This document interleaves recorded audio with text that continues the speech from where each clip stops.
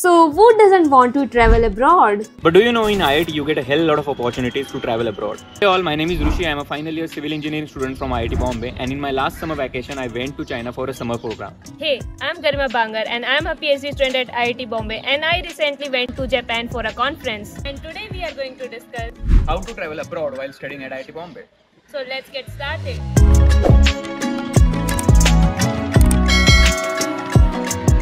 Since I am a PhD student, I will tell you about all the PG degrees like MTech, PhD and MSc. And I am a BTech guy, so I will be telling you about the opportunities which undergrad students get.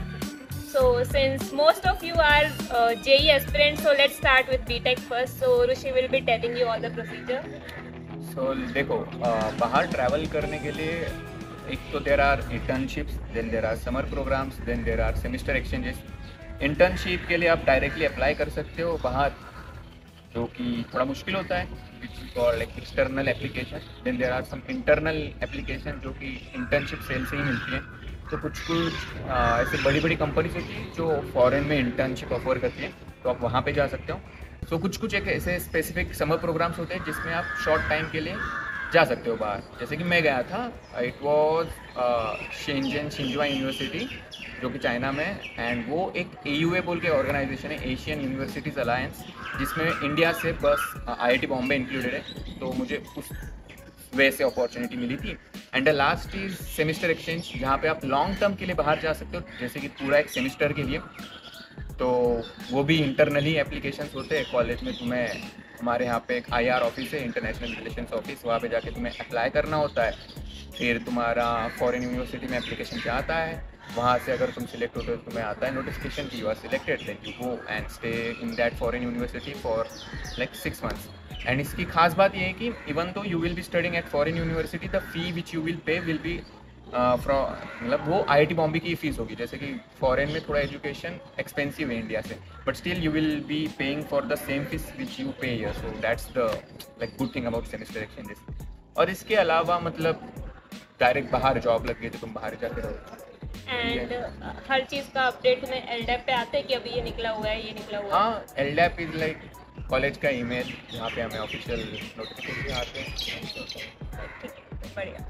तो अगर मैं PhD की बात करूं यार, तो हम student exchange programme से जा सकते हैं. देन कॉन्फ्रेंस, तो एक PhD स्टूडेंट को एक इंटरनेशनल कॉन्फ्रेंस मिलती है. मतलब वो तुम फ्री ऑफ कॉस्ट होता है. 1,70,000 रुपीज़ का तुम्हें बैंक में अकाउंट में पैसे आ जाते हैं, and you can go with professor का जो भी तुम्हें गाइड कर रहे हैं कि यहाँ जाओ वहाँ जाओ, तो उस हिसाब से जा सकते हो. तो मेरे प्रोफेसर ने मुझे रिकमेंड किया था to go to Tokyo, so I went there.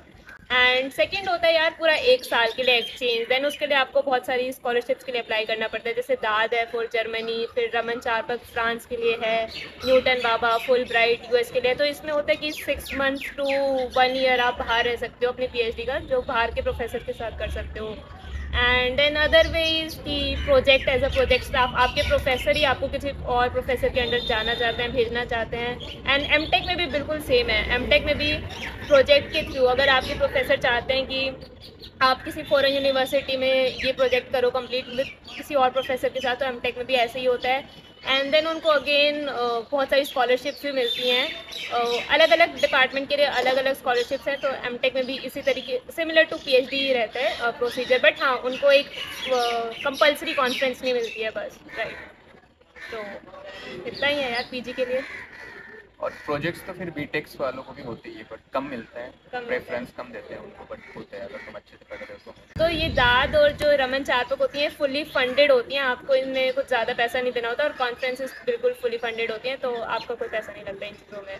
And in सभी स्कॉलरशिप्स का जब भी एप्लीकेशन निकलता है, आपको आपकी LDAP IDs पे मेल आ जाता है कि आप अप्लाई कर सकते हैं. So that's all for PG. रुशि ने अपना BTech का बता दिया है. अरे मेन बात ये है कि तुम्हें ना अपने कॉलेज के ऑफिशियल मेल को चेक करते रहना है, कि कई बार क्या होता है लोगों को पता ही नहीं चलता कि अपॉर्चुनिटीज आई है. तो मेन वो चीज़ें उस पर ध्यान रखो.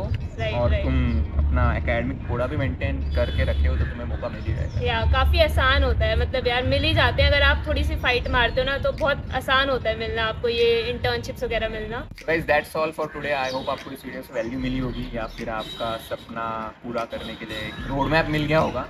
तो हमारी तरफ से इतना ही. Bye bye, see you soon. Subscribe to my channel. Don't subscribe to my channel. I have already subscribed, तभी आप देख रहे हो, बट मेरे channel Bye bye. See you soon. Bye bye.